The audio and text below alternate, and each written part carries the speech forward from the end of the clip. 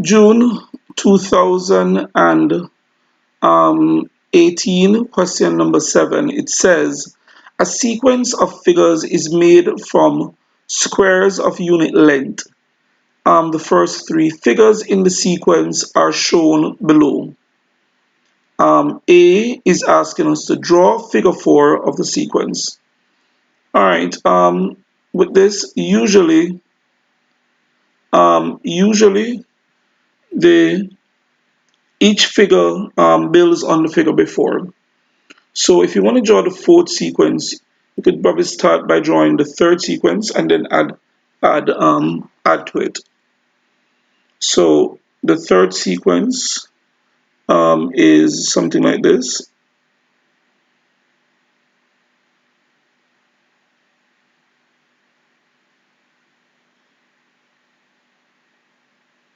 That's the first figure.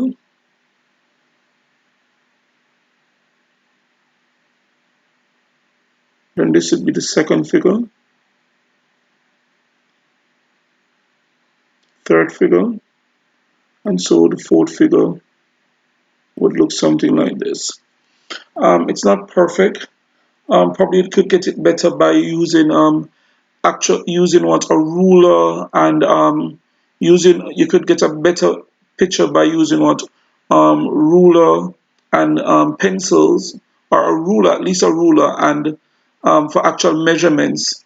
To get the actual measurements, you could probably get in a far better looking um, figure. But for now, this is sort of like what it would look like. This is technically what it would look like. All right, let's move to the B part of the question.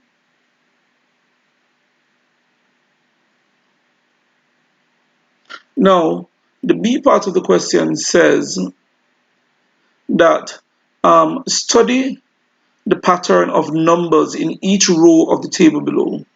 Each row um, relates to one of the figures in the sequence of figures on page 22, where to it says some rows have not been included in the table, and we are to complete rows I, and triple I.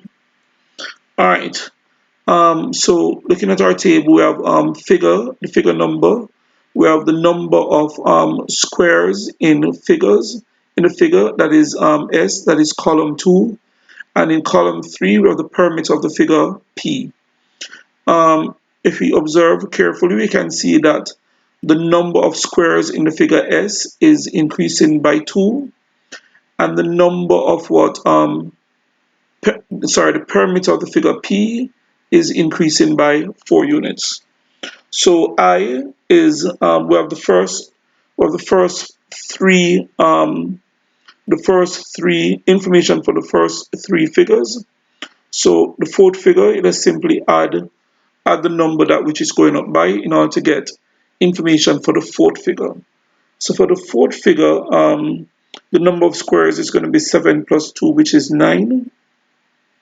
And the perimeter of the figure is going to be 16 plus 4, which is 20. All right, it's the next figure in the sequence, so you just simply add the numbers that it's going up by. All right, I is not going to be so easy. All right, now to find what we have is we have the number of squares S.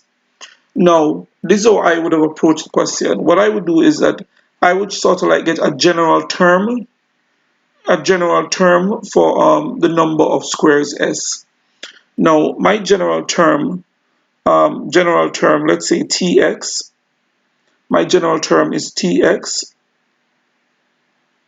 would be equal to 2x plus d. So why 2x? Because, well, the number of squares seem to be increasing by what, 2. To get to the next number of squares, each time you are adding 2. So once a sequence is increasing by 2, the general term of the sequence is of the form 2x plus d. 2 because it's increasing by 2. All right. And so now to find d, what I'm going to do is the first term, that's when x is equal to 1. So x is the term number. T1 would be 2 times 1 plus d would be equal to 3. All right, the first figure has 3 squares. 2 times 1 is 2, and positive 2 goes over and become negative. So therefore, d would be equal to 3 minus 2, which is 1. So the general term tx would be equal to 2x plus d, which is 1.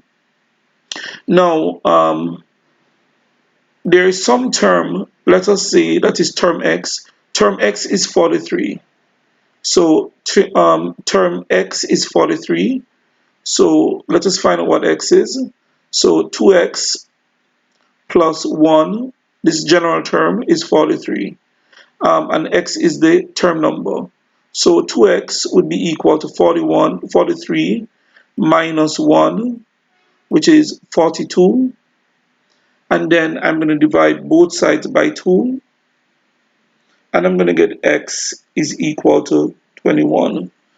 So the term or the figure that has 43 squares is figure number 21.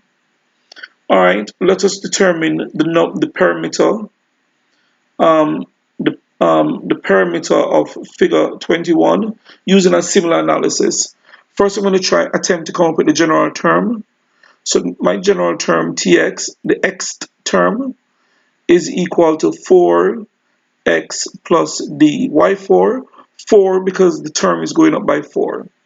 Now the first term, t1, that's when x is 1 because x is the term number, is 4 times 1 plus d, and that is equal to 8.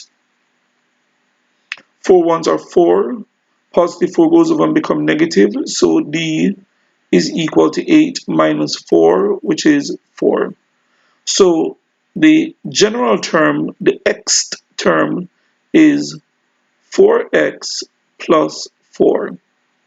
So so T21 for the 21st figure, it's 4 times 21 plus 4.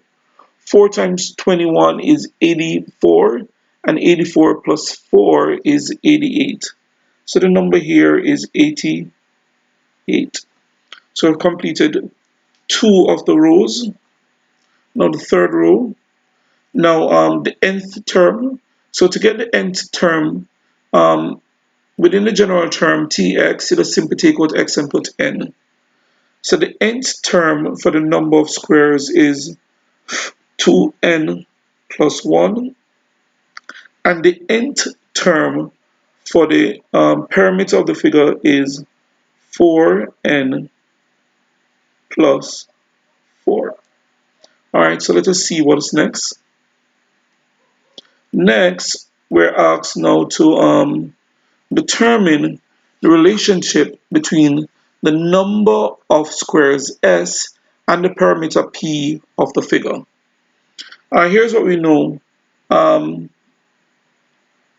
S, the number of squares s is equal to 2n plus 1.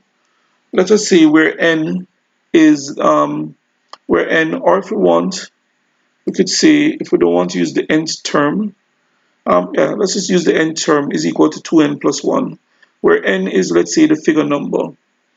And so now p is equal to 4n plus 4. And again, n is the what is the figure number. So n is common to both. So I can here now I can determine what n is from, let's say, the first equation. I'm going to have s minus 1 is equal to 2n. Positive 1 goes over and become negative. Then I divide both sides by 2. And so I have n is equal to s minus 1 over 2. But n, being the figure number, is the same n in equation 2. So I can say now over here p is equal to 4 times n, which is what? S minus 1 all over 2 plus 4. This 2 cancels this 4 2 times. Distributive law, 2 times s is 2s, minus 2 times 1 is 2, plus 4. So P, the perimeter of the figure, is equal to 2s, which is the number of squares, plus 2.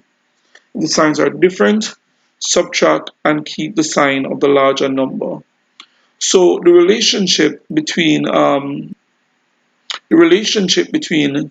the perimeter of the figure, P, and the number of squares, S, is that P, the perimeter, is equal to 2 times S plus 2.